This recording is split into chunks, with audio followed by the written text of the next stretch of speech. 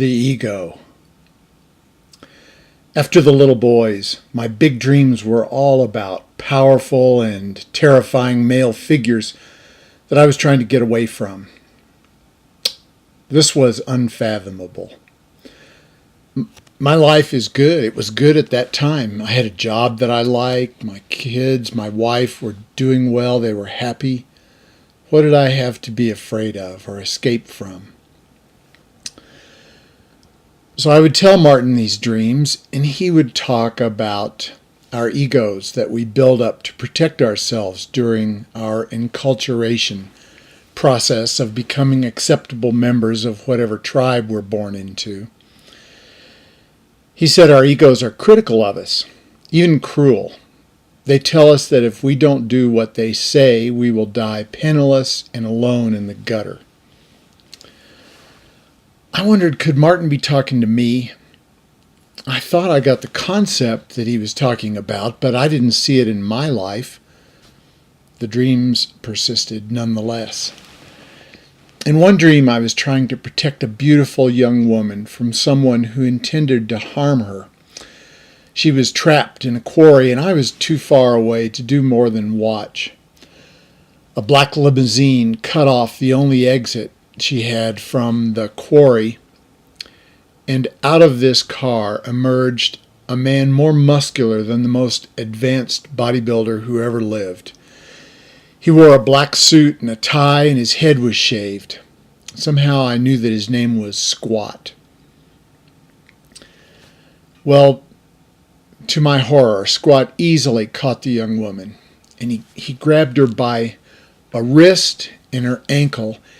He spun around like a discus thrower and with his unbelievable strength threw her up into the sky.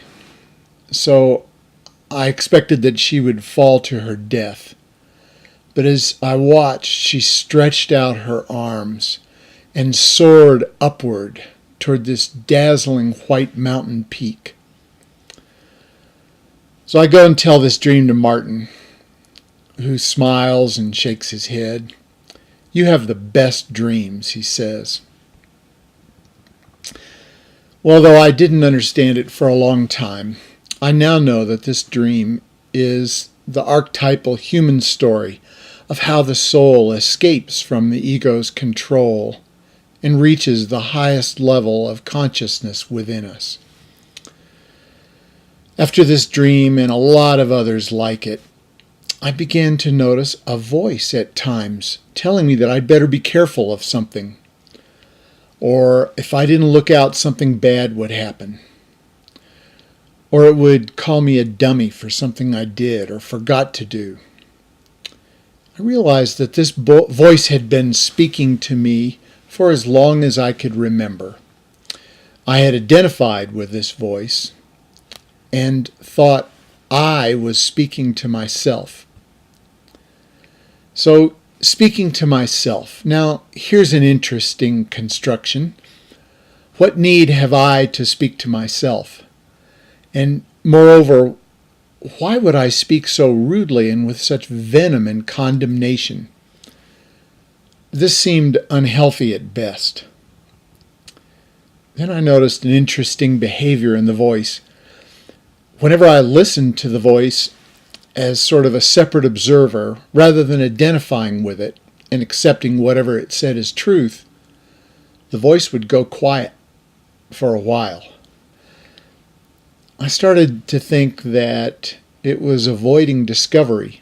At least it hid whenever I paid attention to it and didn't identify with it. The more I observed the voice, the more alien it began to seem. I started to wonder how I could have identified with it at all. And I became kind of proud of this discovery.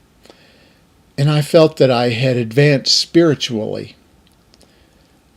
I even felt sorry and maybe a little superior to other people who really were unaware of their egos and how they operated in their lives.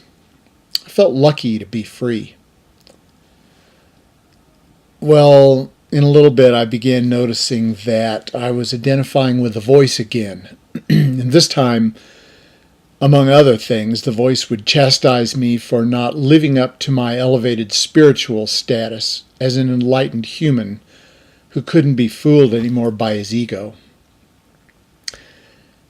It took a long time and a number of painful revelations before I started to understand that the image of myself as spiritually advanced was just another ego construction. As Martin said, the ego can claim anything.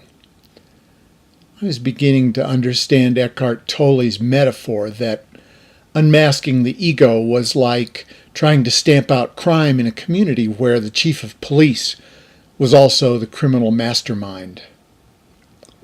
Eventually, I learned not to fight my ego. We need strong egos to get along in today's society. I try to catch my ego's behavior so it doesn't run my life. And I try to smile at myself whenever I realize that I've missed it.